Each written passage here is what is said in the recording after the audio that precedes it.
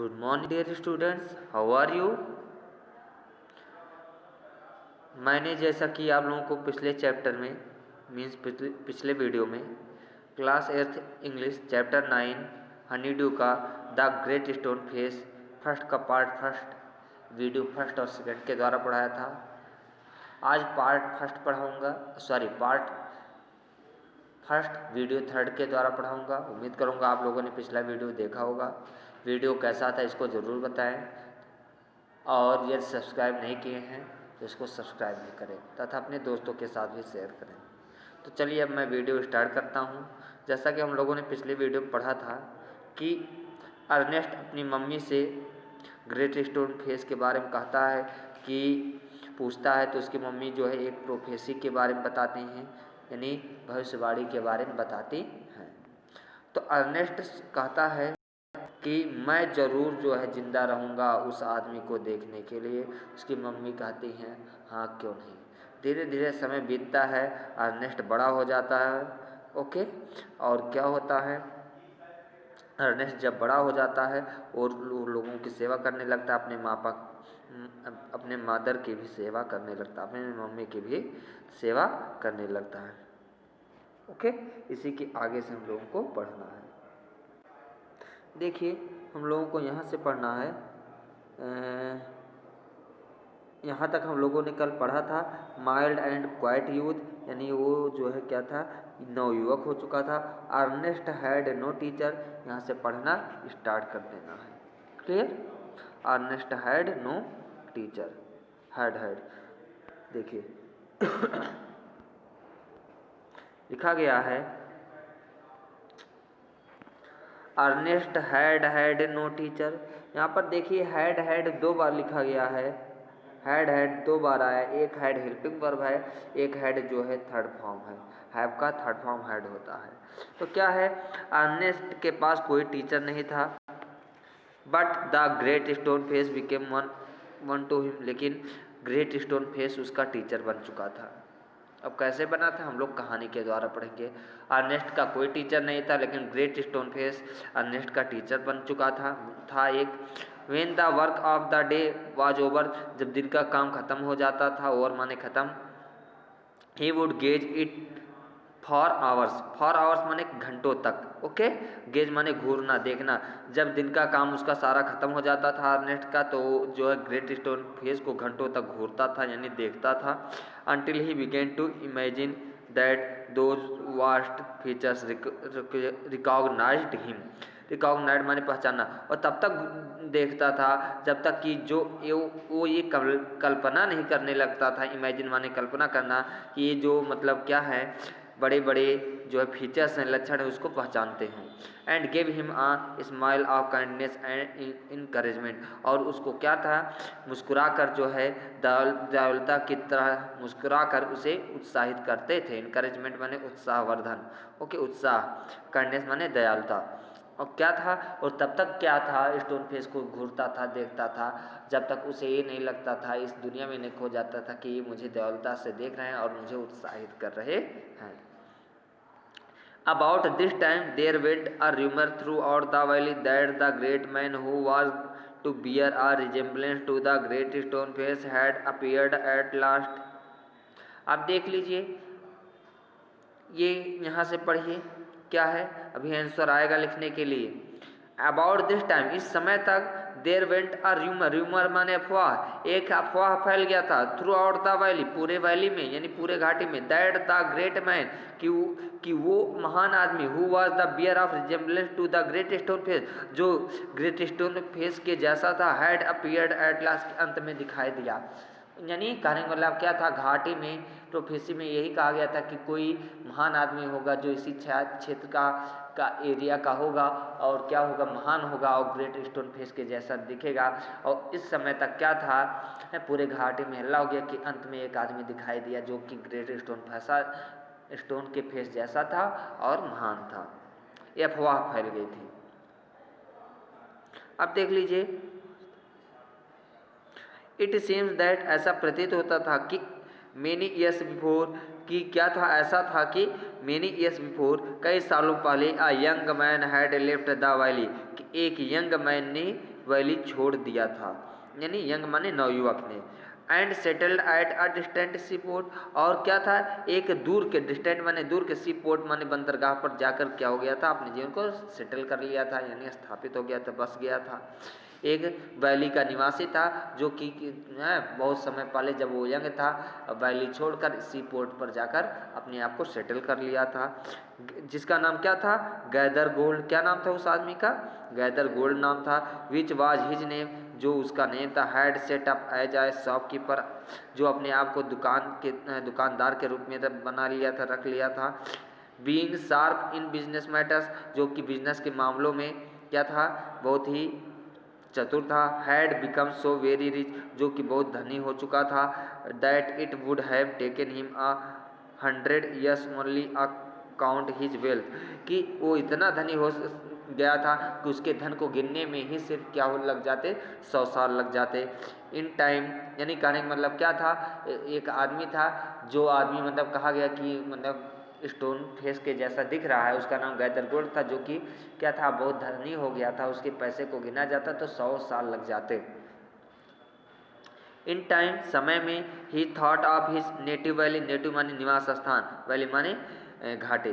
क्या हुआ, समय बदला और उसने सोचा कि अब मैं अपने देश लौट कर चलूँगा, यानी जहाँ का मैं जन्मा हुआ था, पला बढ़ा हुआ था, वहाँ पर अब लौट कर जाऊँगा। एंड डिसाइडेड, और इसलिए निश्चित किया, टू गो बैक देयर, इसलिए वहाँ जाने का निश्चय किया। And his days where he had been born, और उसने ये सोचा था वो अपने समय को वहीं पर समाप्त करेगा जहाँ पर उसका जन्म हुआ था। कैसे आप लोग देखते हैं कि बहुत से लोग क्या होते हैं, जब जॉब पा जाते हैं तो बाहर चले जाते हैं, लेकिन क्या होते हैं जब रिटायर हो जाते हैं तो आकर अपने गांव में ही रहने लगते हैं। उसी तरह से उसने सोचा कि मैं अब धनी हो गया हूँ, लेकिन अब मैं अपना समय जो है जहाँ पर मेरा जन्म हुआ था वैली में, वहीं पर बिताऊँगा। ओके प्यारे बच्चों, अब लीजिए, Ernest had been deeply stirred by the idea that the great man, the noble man, the man of prophecy, after so many ages of delay, was at length to be seen in his native valley. Ernest had been deeply stirred माने होता है move करना, गति करना, by the idea.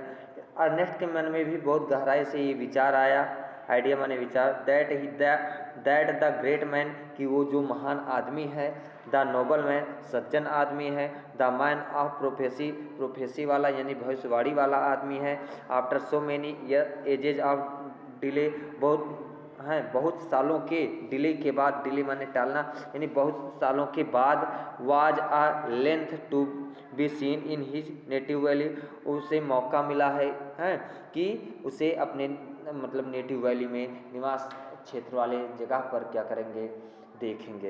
यानी Ernest के मन में भी ये विचार आया कि प्रोफेसी वाला आदमी जो कि महान है, सज्जन है, जो कि इस देश को छोड़कर चला गया था, अब वो अपने नेटिव वैली यानी जिस स्थान पर रह रहा था, वैली माने घाटी, वहाँ पर लौट रहा है, उससे मुझे देखने का अवसर मिला है, तो उसे मैं नहीं गवाऊंगा, उससे मिलने जाऊंगा।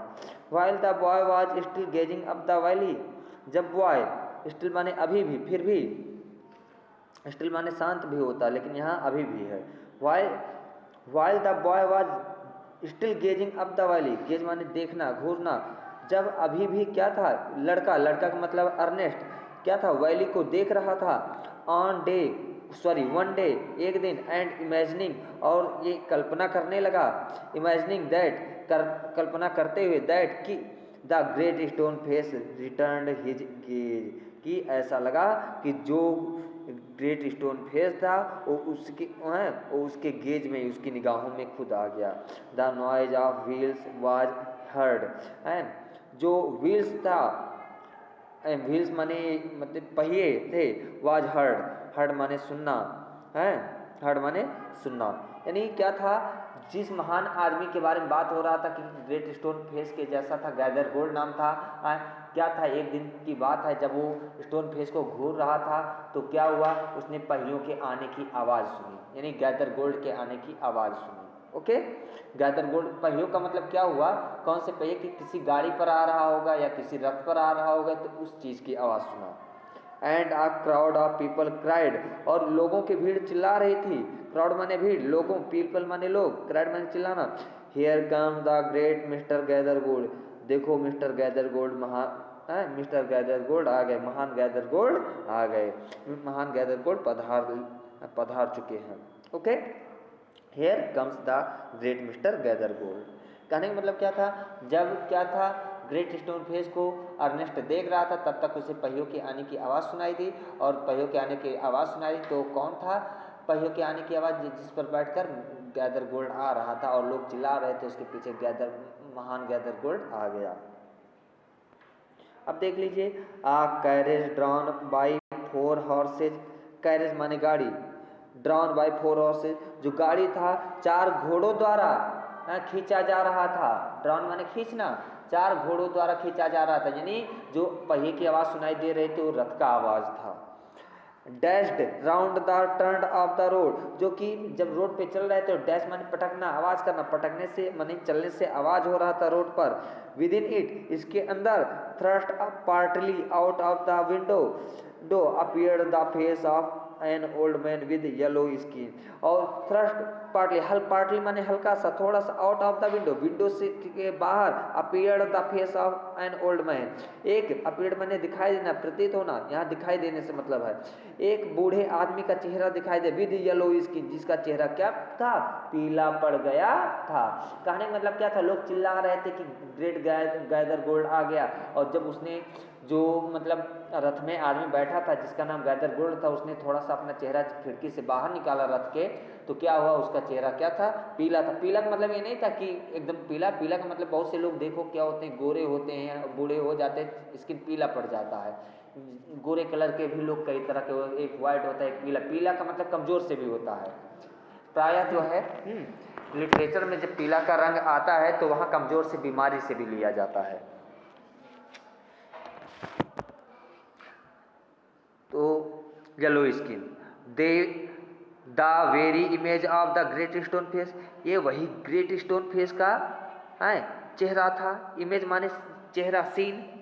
ओके, वेरी माने वही, यहाँ पर वेरी का मतलब वही है, प्रेशर डाला गया है। साउटेड द पीपल, लोग चिल्लाए। देखो अब जब क्या है, जनता क्या है, उस गैदर गोल्ड को देख रहे तो कहा देखो देखो ये तो वही गैदर गोल्ड है, ये तो वही ग्रेट स्टोन फेस है, इसका चेहरा ग्रेट स्टोन फेस से मिल रहा है। Sure in the old prophecy is true, अब ये तो कंफर्म हो गया कि ओल्ड प्रोफेसी क्या था, ट्रू हो गया था। Here we have the great man at last, अंत में हम लोगों को ग्रेट मैन, महान आदमी मिल गया। एंड और व्हाट ग्रेटली पजल्ड अर्नेस्ट, लेकिन यही जो चीज था जिसने क्या था, बहुत ज्यादा पजल कर दिया, परेशान कर दिया, किसको, अर्नेस्ट को। अर्नेस्ट को इस चीज को सुनकर परेशान हो गया। क्यों? क्योंकि जो चेहरा था वो तो ग्रेट स्टोन फेस से थोड़ा सा मिल भी नहीं रहा था। They seemed actually to believe that there was the likeness which they spoke of. है एक्चुअली हुआ क्या था, दे सेंड, उनको प्रतीत हो रहा था, एक्चुअली में, वास्तव में, टू बिलीव, विश्वास था, that here was the likeness, कुछ समानता थी। क्या था, लोगों को ऐसा लग रहा था कि जैसे कुछ समानता थी अर्नेस्ट में और गैदर गोल्ड में और ग्रेट स्टोन फेस में, विच दे स्पोक ऑफ, जिसको वो बोले थे। He turned away sadly from the wrinkled shrewdness of the unpleasant face, he turned away, वो मुड़ गए, सैडली, दुखी पूर्वक, फ्रॉम द रिंकल्ड माने झुर्रियां पड़ जाना, टूटे हुए, रिंकल्ड, सैडली, श्रीवडनेस माने जिसपे झुर्रियां पड़ी हो, सिकुड़ा हुआ, ऑफ दैट अनप्लीजेंट फेस, जो है अनप्लीजेंट, नाखुशी वाला चेहरा था। फिर he spoke of, he turned away sadly from the wrinkled shrewdness of that unpleasant face, अपने जो है अनप्लीजेंट यानी दुखी स्वर से, मतलब दुखी भाव से मुड़ गया। And get up the valley, और वैली को देखने लगा। Where the stone face seemed to say, जहाँ पर उसे प्रतीत हो रहा था कि स्टोन फेस कह रहा था, ही विल कम, वो आएगा, फियर नॉट, डरो मत, Ernest, the man will come, आदमी आएगा। यानी कहने का मतलब क्या था, अर्नेस्ट ने जब क्या किया, ग्रेट स्टोन फेस के चेहरे को देखा और जो गैदर गोल्ड आया था रथ में उसके चेहरे को देखा, तो उसे प्रतीत हुआ लोग झूठे कह रहे हैं, ये स्टोन फेस के जैसा दिखता है, स्टोन फेस के जैसा नहीं दिखता है। और ऐसा उसे लगा कि जैसे ग्रेट स्टोन फेस उससे खुद बोल रहा हो कि घबराओ मत, तो महान आदमी आएगा। यानी ये मैं नहीं हूँ। इस तरह से प्यारे बच्चों पार्ट फर्स्ट समाप्त होता है। उम्मीद करूँगा आप लोगों को समझ में आ गया होगा। मिलते हैं आप लोगों से अगले वीडियो में, तब तक के लिए थैंक यू।